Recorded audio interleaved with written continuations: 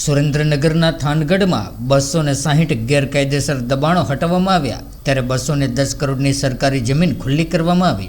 નીડર અને જાબાજ સિંઘમ અધિકારી તરીકે ઓળખાતા નાયબ કલેક્ટર એસટી મકવાણાની કડક કાર્યવાહી। ગેરકાયદેસર દબાણ ઉપર તંત્રનું બુલડોઝર ફરી વળ્યું। જો વાત કરીએ તો સુરેન્દ્રનગર જિલ્લાના થાનગઢમાં મોડી રાત્રે તંત્ર દ્વારા સરકારી જમીન પરથી ગેરકાયદેસર દબાણો દૂર કરવા માટેનું મેગા ડિમોલિશનની કામગીરી હાથ ધરવામાં આવી હતી।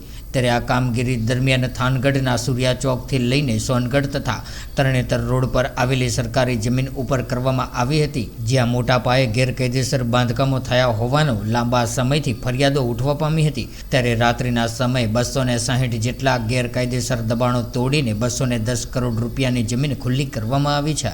ત્યારે ચોટીલા પ્રાંત અધિકારીના માર્ગદર્શન હેઠળ મૂડી મામલતદાર, ચોટીલા મામલતદાર તેમજ થાનગઢ મામલતદારની સંયુક્ત ટીમ દ્વારા આ કાર્યવાહી હાથ ધરવામાં આવી હતી અને કાયદો અને વ્યવસ્થાની સ્થિતિ જળવાઈ રહે તે માટે મોડી રાત સુધી કામગીરી કરવામાં આવી હતી। સાથે જ સમગ્ર વિસ્તારમાં ચુસ્ત પોલીસ બંદોબસ્ત પણ ગોઠવવામાં આવ્યો હતો। ત્યારે કોઈ પણ અનિચ્છનીય બનાવ ન બને તે માટે પોલીસ, હોમગાર્ડ અને વહીવટી સ્ટાફે સતત દેખરેખ હાથ ધરી હતી। ત્યારે મધરાત્રે હાથ ધરાયેલી આ કાર્યવાહીથી થાનગઢ શહેર અને આસપાસના વિસ્તારોમાં ભારે ચર્ચા ઉઠવા પામી છે। ત્યારે કેટલાક લોકો આ પગલાંને કડક અને જરૂરી ગણાવી રહ્યા છે, તો કેટલાક લોકોમાં અસંતોષ પણ જોવા મળી રહ્યો છે। તેમ છતાં તંત્રએ સ્પષ્ટ સંદેશ આપ્યો છે કે સરકારી જમીન ઉપર થયેલા કોઈ પણ પ્રકારના ગેરકાયદેસર દબાણો સામે આગામી સમયમાં કડક કાર્યવાહી ચાલુ કરવામાં આવશે।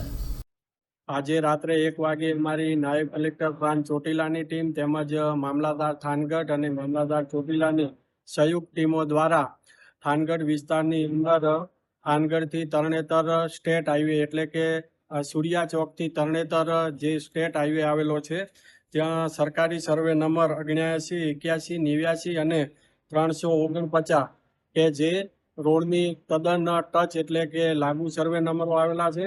આ સર્વે નંબરો ઉપર ખૂબ જ મોટા પ્રમાણની અંદર કોમર્શિયલ દબાણકર્તાઓ દ્વારા બાંધકામ કરી અને આ દુકાનોનો ખૂબ જ મોટા પાયે અબજા ઉઘરાવીને ઉપયોગ કરવામાં આવતો હતો। આ દબાણોની જો વિગતે જોઈએ તો આશરે 231 જેટલી કોમર્શિયલ હેતુ માટે દુકાનો આવેલી હતી। 7 સેનેટરી વેરના કારખાના બનાવવામાં આવેલ હતા, તેમજ એક આશાપુરા હોસ્પિટલ, તેમજ 17 જેટલા રહેણાંકના પાકા મકાનો અને બંગલાઓ, એમ મળીને કુલ 260 જેટલા ગેરકાયદેસર દબાણકર્તાઓ દ્વારા આ કોમર્શિયલ એક્ટિવિટી માટે દબાણ કરવામાં આવેલા હતા।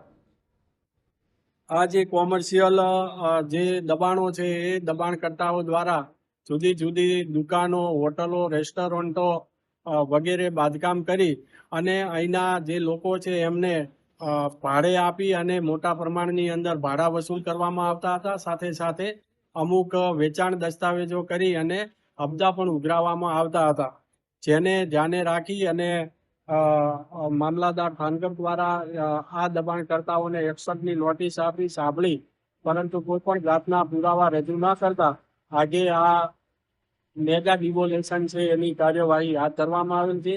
આ ડિમોલેશનની અંદર કુલ 4 જેસીબી મશીનની મદદથી આ ડિમોલેશનની કામગીરી ચાલુ છે। આ સરકારી જમીન છે, કુલ 52 એકર ઉપર દબાણ હતું અને 52 એકર જમીન છે એ 3 દિવસની અંદર આ કાર્યવાહી 3 થી 4 દિવસ ચાલશે। 52 એકર જમીન કે જેની કિંમત 210 કરોડ અને 26 લાખ રૂપિયા થાય છે, જે તમામે તમામ જમીન છે એ ખુલ્લી કરી અને કબજો મેળવી અને ત્યારબાદ